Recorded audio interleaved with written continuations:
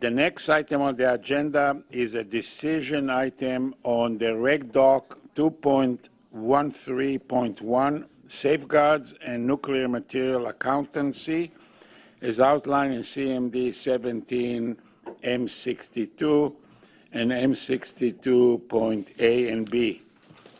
I understand that Ms. Eplin-Massey will start us off. Okay. So, Dr. Demeter will be with us in a second. I want to make sure everybody is here for the decision. Okay, we can proceed. Over to you. Go ahead. Merci. Bonjour, Monsieur le Président, membres de la Commission. My name is Kathleen Heppel-Massey, Director General of the Directorate of Security and Safeguards, and with me today are Ms. Karen Owen Whitford, Director of the Regulatory Framework Division, Mr. David Morose, Director of the International Safeguard Division, along with Ms. Jennifer Sample, Senior Safeguard Accountancy Advisor, Ms. Vibha Bal, Regulatory Framework Officer, Mr. Patrick Burton, Senior Safeguard Advisor, and other CNSC staff are available to support and answer any questions you may have today. Nuclear safeguards form part of one of the 14 safety and control areas.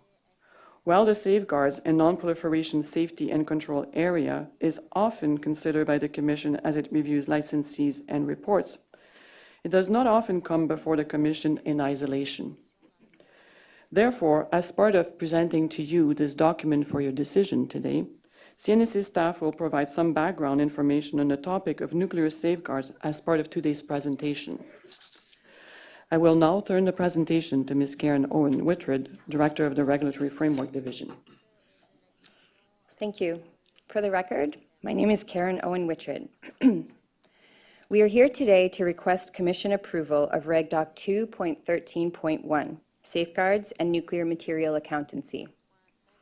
Reg Doc-2.13.1 sets out requirements and guidance for safeguards programs for relevant licensees and applicants. If approved by the Commission, Reg Doc-2.13.1 will be an important addition to the CNSC's regulatory framework. The document codifies existing practices with respect to safeguards and nuclear material accountancy. It introduces requirements based on type of material, facility, and activity, and it provides a comprehensive resource for safeguards and nuclear material accountancy-related requirements and guidance. I will now outline today's presentation.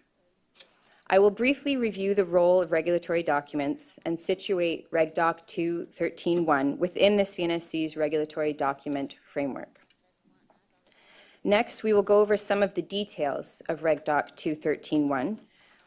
Specifically, we will provide the background, the objectives, and the process and results of public consultation, including the key comments from public consultation and how CNSC staff addressed them.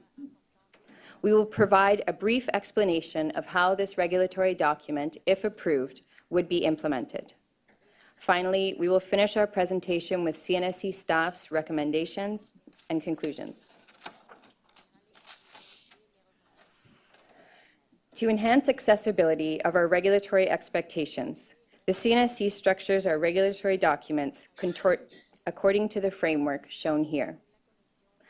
This slide shows where Reg Doc-2.13.1 fits within the CNSC's broader document framework.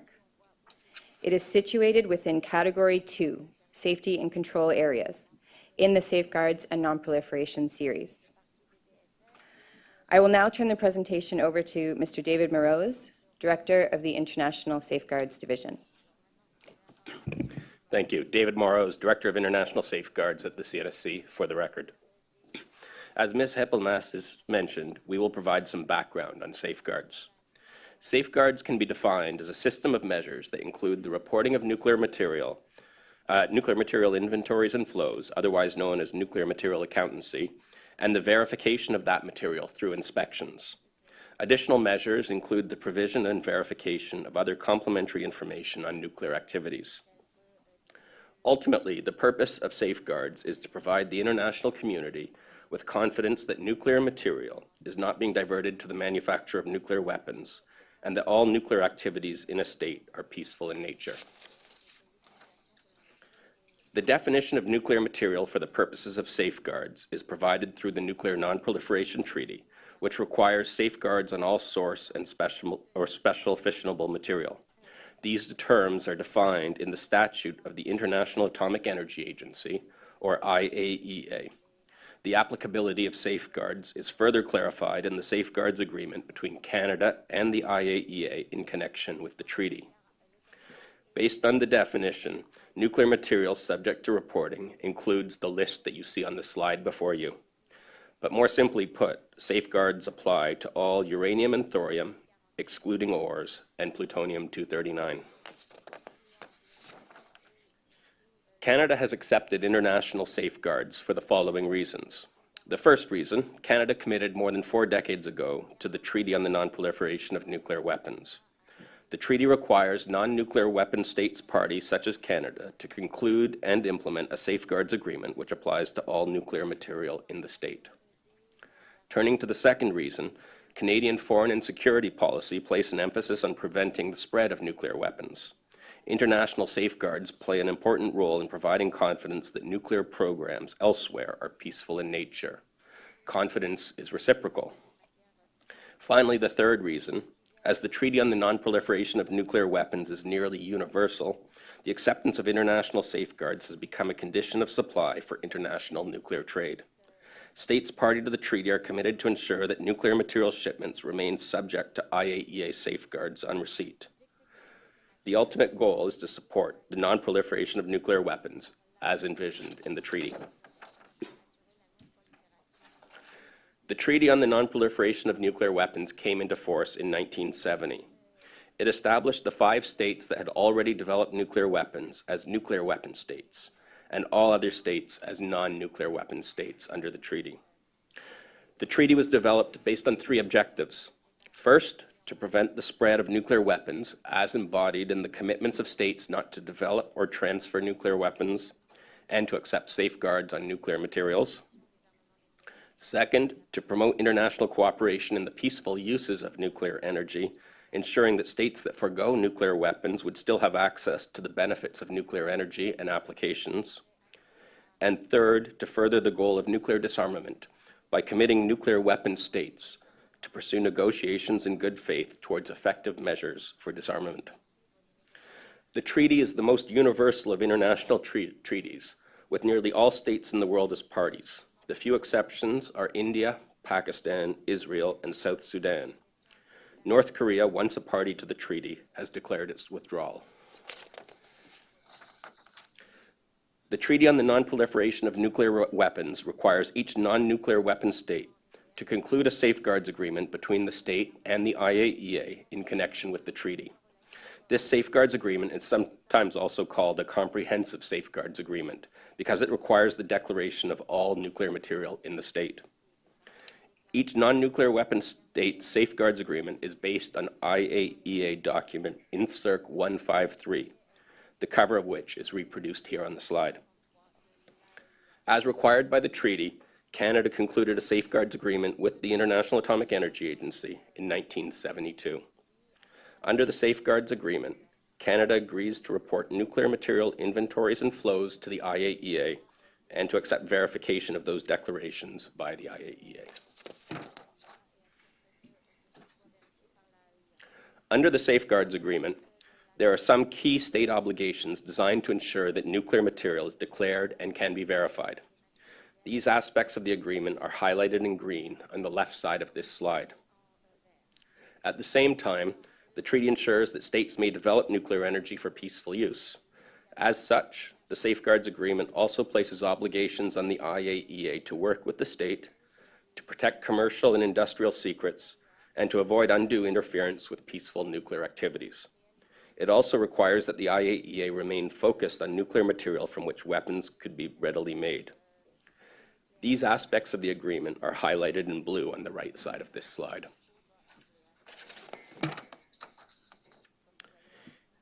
In the late 1980s and early 1990s, it became clear that the Safeguards Agreement was not sufficient to address emerging non-proliferation cases.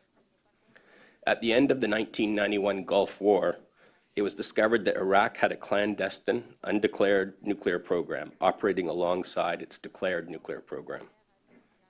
Likewise, this was also a period during which questions about North Korea's nuclear program first started to arise.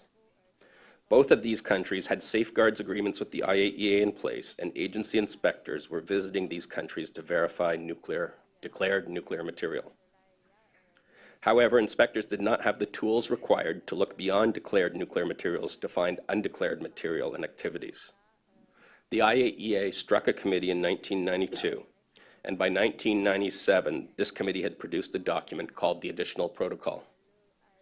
The protocol was, as its name suggests, additional to the Safeguards Agreement, and it introduced new tools and access rights for IAEA inspectors to pursue questions about undeclared nuclear material and activities.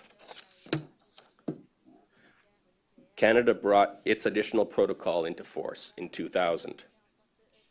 Unlike the Safeguards Agreement, the additional protocol is not currently considered a requirement under the Treaty on the Non-Proliferation of Nuclear Weapons. However, Canada takes the position that a Safeguards Agreement and an additional protocol should together form the safeguard standard under the treaty. As noted, the additional protocol provides the IAEA with new tools to detect undeclared nuclear material and activities. These new tools include more comprehensive declarations from the state that go beyond declarations of nuclear material to information on every building on every nuclear site, uranium mining and milling activities, nuclear fuel cycle-related research and development, specified nuclear-related manufacturing activities, and imports and exports of nuclear goods. In addition to requiring more declarations, the additional protocol also includes additional verification tools through complementary access. Complementary accesses are essentially inspections that can be used by the IAEA to verify the additional information provided and to take environmental samples to ensure the absence of nuclear material.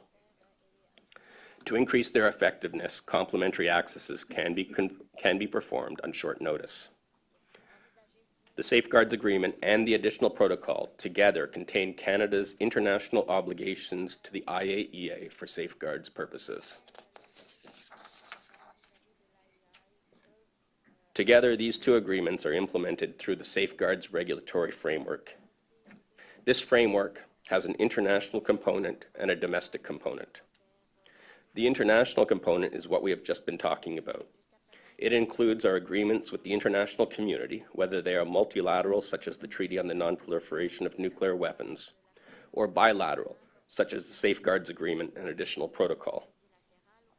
Because the agreements are international, they are negotiated by Global Affairs Canada, although the CNSC provides policy advice.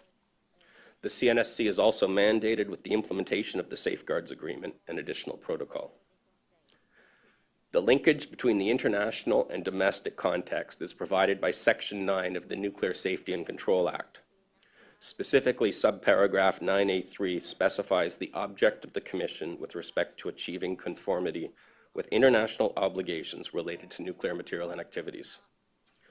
From the Act, the obligations associated with safeguards flow through the domestic regulatory framework, including the regulations, licenses, and license conditions handbooks, to the regulatory document. The safeguard system seen on this slide is a direct result of the safeguards regulatory framework depicted on the previous slide. The Nuclear Safety and Control Act makes the CNSC the state regulatory authority for safeguards in Canada, which means that the CNSC is the organization that ensures that Canada complies with the obligations to the IAEA under the Comprehensive Safeguards Agreement and Additional Protocol. This includes providing state reports and other required information to the IAEA and providing the IAEA access for verification. The CNSC is also mandated to provide assurance that licensees comply with their safeguards obligations, specifically provision of nuclear material accountancy data, design, operational, and other information as required, access for IAEA inspections, and support for safeguards equipment. While the CNSC regulates safeguards domestically, the IAEA provides assurance that states are meeting their safeguards obligations. With this background in mind, I will now turn to Reg Doc-2.13.1, which is before the Commission today. The objective of Reg Doc-2.13.1 is to establish in a single document the information, access, and support licensees must provide to facilitate Canadian compliance with the Safeguards Agreement and additional protocol. To do so, Reg Doc-2.13.1 does the following. It ensures the Canadian domestic regulatory framework is aligned with Canada's commitments to the IAEA. It provides licensees with a clear and comprehensive set of safeguards requirements. It provides information to license applicants and the public on the safeguards framework in Canada. And it provides a tool for CNSC staff to assess licensee compliance.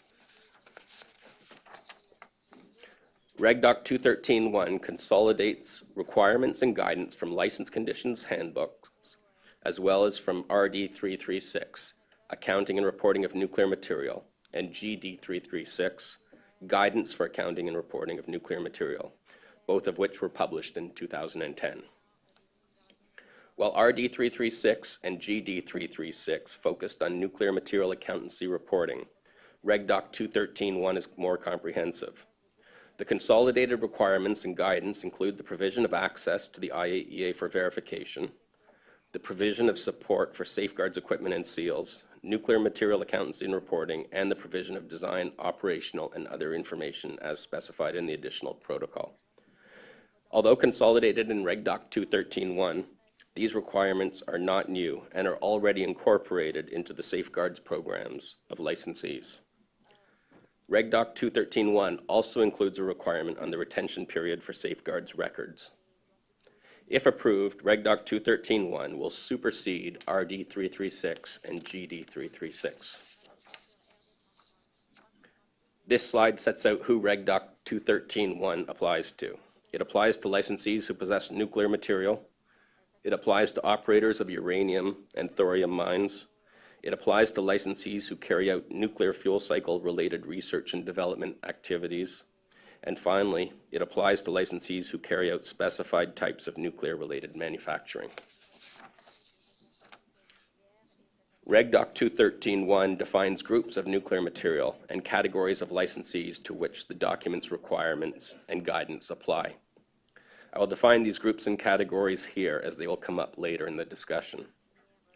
In terms of nuclear material, Group 1 material is material that has reached a level of purity sufficient for fuel fabrication or enrichment. Group 1A material is the subgroup of this material that is subject to full scope safeguards, which includes verification by the IAEA. Most nuclear material that is in the fuel cycle is Group 1A.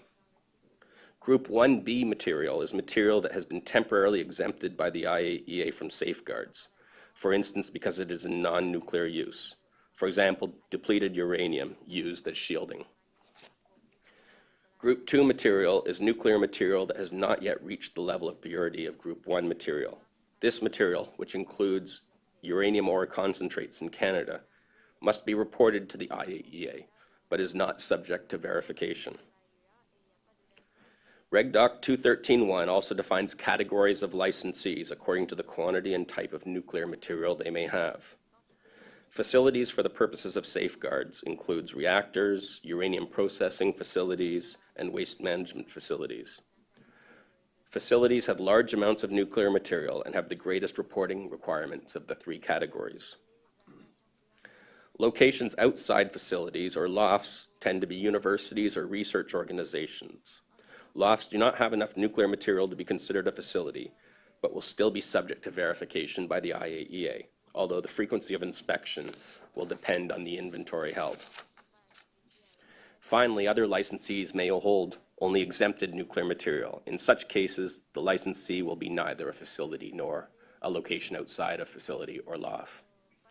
All requirements and guidance contained within Reg Doc-2.13.1 are based on the groups of material and the categories of licensees so defined. I will now turn the presentation to Ms. Jennifer Sample to discuss the consultation activities associated with the Reg Doc. Thank you.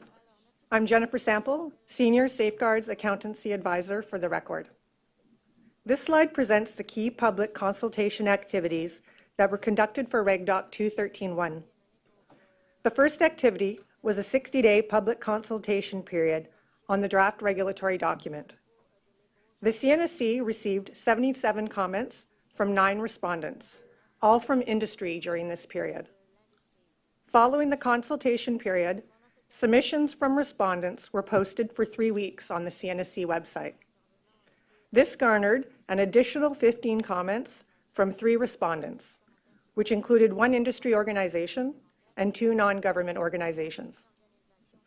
As a result of the comments received, the CNSC held a workshop on October 4th, 2017, to discuss the draft regulatory document and present how the document was modified to address the comments received.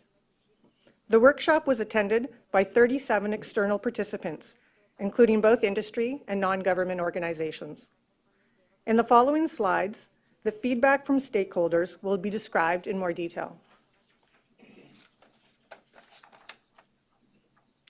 As outlined on this slide, there were 4 key concerns raised during the public consultation period. These concerns related to the use of the Nuclear Materials Accountancy Reporting e-business system, the installation of safeguards equipment, the accommodation of complementary access requests, and the generation of a list of inventory items. The following slides will focus on these specific concerns. The Nuclear Materials Accountancy Reporting e-business system is a secure website that licensees will be required to use to electronically upload all nuclear material accountancy reports to the CNSC. Launched in the fall of 2013, the system contributes to the quality of the CNSC's safeguards data by validating upload reports and automating data entry. Licensees can securely access the Nuclear Materials Accountancy Reporting e-business system using Government of Canada issued credentials, known as GC Key. All uploaded reports are automatically saved in the CNSC's electronic records repository. Additionally, through the use of machine-readable forms, the data from the reports that contain information on nuclear material inventory and movement are automatically input into the safeguards database and are used to generate the state reports that are submitted to the IAEA. The remaining reports are received on non-machine readable forms, since the data they contain is neither entered into the database nor utilized to generate the state reports. The first concern raised by licensees was that mandatory use of the Nuclear Materials Accountancy Reporting e-business system would necessitate replacing current inventory tracking software. The second concern raised by licensees was that Reg Doc-2.13.1 did not allow for PDF file types for some of the non-machine readable forms. Lastly, licensees raised concerns regarding use of personal GC Key credentials to submit company information.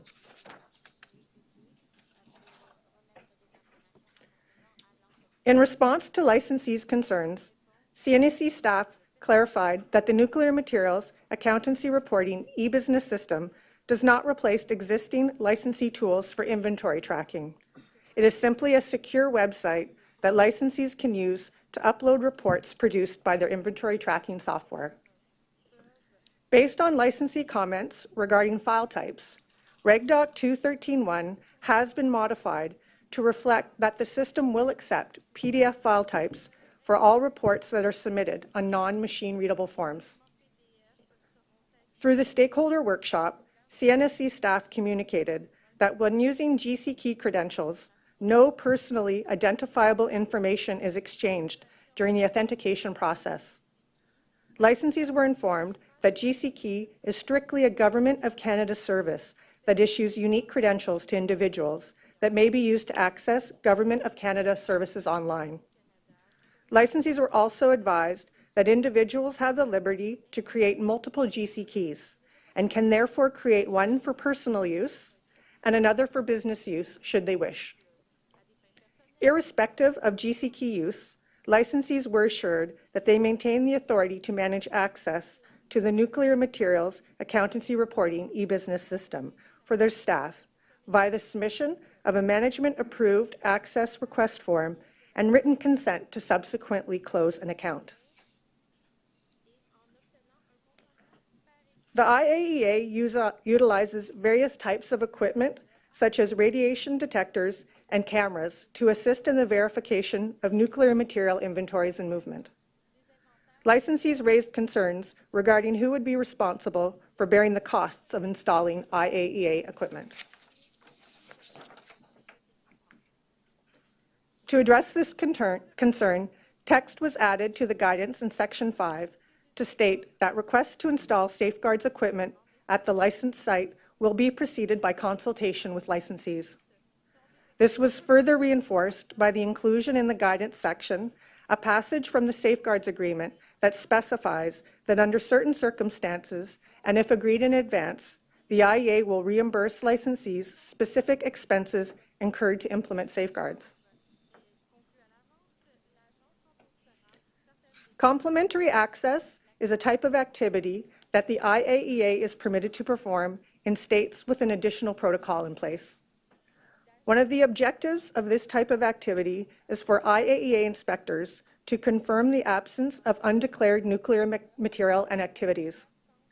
Under certain circumstances, if the IAEA is already on site, a complementary access may be requested by the IAEA with as little as 2 hours' notice. The primary concern licensees had was regarding 2 hours' notice for complementary access at sites which house multiple licensees. For example, one current safeguarded site houses 3 licensees, including the Canadian Nuclear Laboratories, Bruce Power, and Ontario Power Generation. Licensees noted the difficulty disseminating the notification received to the appropriate parties under such circumstances. It was noted that it was conceivable that one licensee may not even be aware that the IAEA was on site for an activity at another licensee's facility. As per the additional protocol, complementary access must be granted under certain circumstances. In order to address this concern raised by licensees and to ensure that licensees have sufficient time to support complementary access requests, text was added to the guidance in Section 6.3 to indicate that the CNSC would notify all licensees on a given site whenever the IAEA was present at that site for another scheduled activity. A list of inventory items is an itemized list of the nuclear material on site. It forms the basis of subsequent verification activities done by either the IAEA or the CNSC.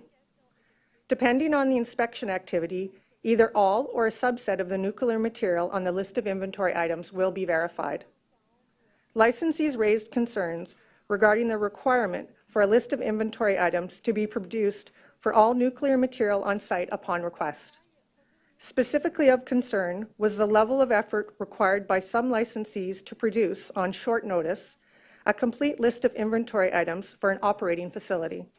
For example, a uranium processing facility with in-process inventories.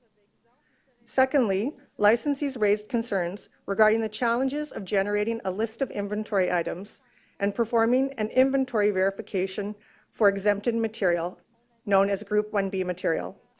This would be an issue they would find as part of the annual inventory taking.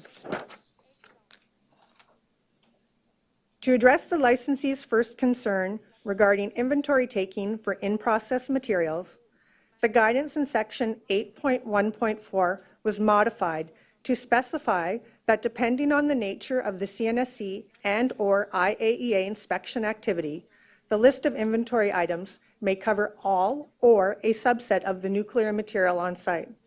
For example, the CNSC would expect a licensee to provide a complete list of inventory items as a result of an annual inventory taking scheduled in advance. For a uranium processing facility, this would typically coincide with a shutdown period in order to alleviate the challenges resulting from in-process inventories.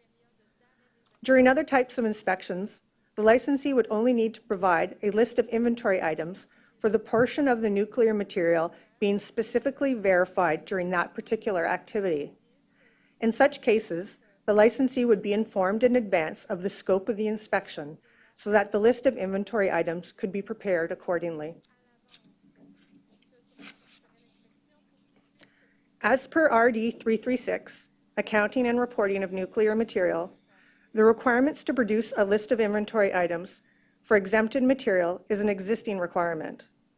Through the inclusion of exempted material in the annual inventory taking, the CNSC is able to maintain up-to-date information regarding the location of exempted material in Canada. This information is subsequently used in the annual additional protocol update submitted to the IAEA. To address the licensee's second concern regarding the production of a list of inventory items for exempted material, the guidance in Section 7.3 was modified to specify that in 2 specific cases, exempted material may be accounted for by using source documents such as commercial or shipping documents. These specific cases relate to inaccessible exempted material, such as material stored in sealed containers, and exempted material that has been temporarily transferred at the time of an annual inventory taking, such as a shipping container containing depleted uranium shielding.